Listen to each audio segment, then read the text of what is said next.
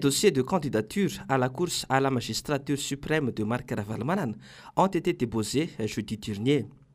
Marc Ravalomanana appelle à l'unité et à la solidarité du peuple malagasy pour la reconstruction du pays. Présenté par le TIC Madagascar, Ravalomanana a été le premier candidat à soumettre sa candidature auprès de la Haute Cour constitutionnelle pour les élections présidentielles de 2023. Le programme MAP+, est sa vision stratégique pour sortir la grande île de son extrême pauvreté. Par ailleurs, Marc Ravalomanana a également interpellé le gouvernement et la CENI sur leur manque de professionnalisme sur le plan administratif.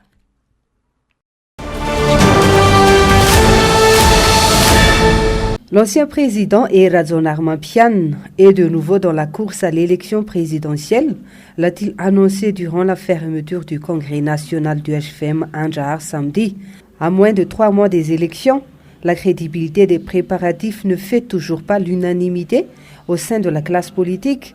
À l'occasion de l'ouverture du congrès du parti, Anjar vendredi, Eradzonar Pian a soulevé la fiabilité de la liste électorale, la crédibilité de la Haute Cour constitutionnelle ainsi que de la Commission électorale. L'ancien président a partagé que des doutes persistent sur ces 2 points et que les 2 organismes dont l'un est en charge de la gestion des opérations électorales et l'autre du contentieux n'aspirent pas confiance. Le président national du parti HFM se demande si les conditions nécessaires pour une élection transparente, libre et crédible sont réunies. Il n'y croit pas et exhorte ses partisans à rester vigilants sur la suite des préparatifs des élections. Le parti TIM ainsi que le parti MMM et autres partis politiques contre le régime actuel ont également confirmé leurs doutes face à l'organisation des élections. Je pense que la priorité est très simple. Le peuple et le pays a besoin d'un changement. Voilà, donc changement, c'est changement d'homme et changement par la suite qui va être apporté par cet homme lorsqu'il sera aux manettes. L'exploitation illégale des ressources naturelles telles que les forêts et les ressources minières à Madagascar ne cesse de s'accroître, alertent les organisations de la société civile œuvrant dans le domaine de l'environnement. En tant que gardiennes des intérêts des citoyens et aussi de l'intérêt général, les sociétés civiles attirent l'attention des autorités compétentes face à cette situation préoccupante et à l'égard du projet d'exploitation d'ilménite du Fort Dauphin. Les sociétés civiles sont inquiètes aussi par rapport à la convention d'établissement qui a été signée le 12 février 1998 entre l'État malagasy et Titan. Selon ces derniers, le renouvellement de cette convention d'établissement, après des années de négociations entre le gouvernement malagasy et la compagnie QMM, a été adopté respectivement en Conseil des ministres le 21 juin 2023 dernier et par l'Assemblée nationale le 23 juin 2023, entériné par la HCC le 8 août 2023 dernier. La légitimité de cette convention d'établissement révisée a fait son chemin en silence, une situation qui risque fort d'être remise en cause étant donné que les parties prenantes régionales, notamment les communautés locales impactées, qui en subissent toutes les conséquences négatives, n'ont été ni impliquées dans les négociations et décisions, ni consultées. S'impliquer pour un processus électoral démocratique et crédible, prôner le fiavan et la tolérance pour un respect mutuel, s'investir dans la lutte et la prévention des fraudes électorales pour s'assurer des élections équitables, faire preuve de probité pour ne pas abuser les positions de pouvoir, d'influence ou de privilèges, exiger le respect du jeu démocratique, agir pour la transparence, des comptes de campagne et dans un constant souci d'éthique, se soumettre au verdict des urnes, sont entre autres les engagements des partis politiques signataires de la Charte de bonne conduite des partis politiques. Ce document de 23 pages est le fruit d'un dialogue malgacho-malgache entre les partis politiques et les organisations de la société civile, malgré leurs divergences et différends. Cette charte a été conçue par nous, malgaches, sous l'égide de la Fondation Friedrich Ebert et le patronage de l'Union européenne. Cette initiative marque un pas important vers la responsabilisation des acteurs politiques en vue des élections futures. Nous ne sommes pas sans savoir que les élections dans des pays comme les nôtres sont souvent le théâtre de troubles pré- ou post-électoraux. La signature de cette charte nous appelle à la conscience collective que nous, en tant que parti politique, nous avons un devoir envers nos concitoyens qui est de générer la paix, prôner conciliation et réconciliation, apporter des solutions et non fomenter les troubles. Composé d'une dizaine de membres, le comité de mise en œuvre et de suivi de la charte mise en place assurera le suivi et l'application du dit document. L'élaboration de la charte de bonne conduite des partis politiques et des candidats aux élections s'inscrit dans le cadre du projet Participe de la Friedrich Ebert Stiftung, cofinancé par la délégation de l'Union européenne, a pour objectif de renforcer la participation des jeunes et des femmes au processus électoral et au renforcement du système des partis politiques pour un processus électoral transparent, démocratique et égalitaire.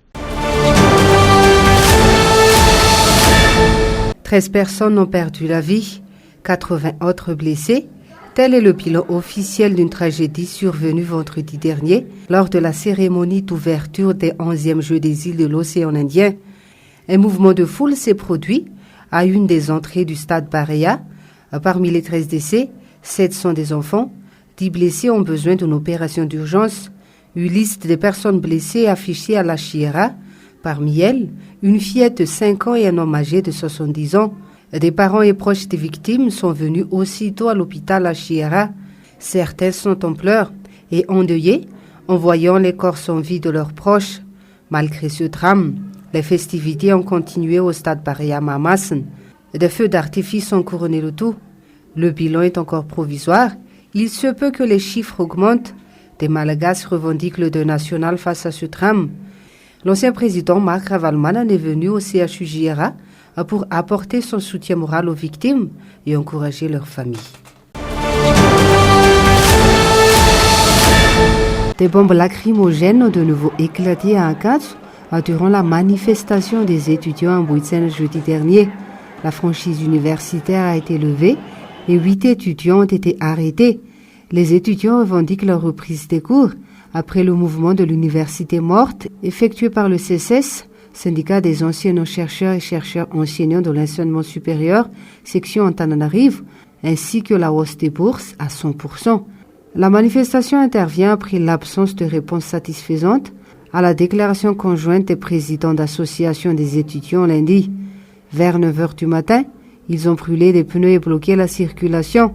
Les forces de l'ordre ont été contraintes de jeter des grenades lacrymogènes, mais les manifestants ont réagi en lançant des pierres.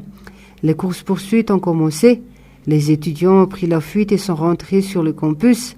Cependant, les forces de l'ordre ont pénétré dans l'enceinte de l'université et ont pourchassé les étudiants.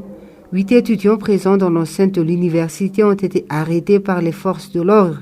Des éléments de force de l'ordre se sont rués contre un étudiant et l'ont tabassé, roué de coups de pied et de coups de bâton.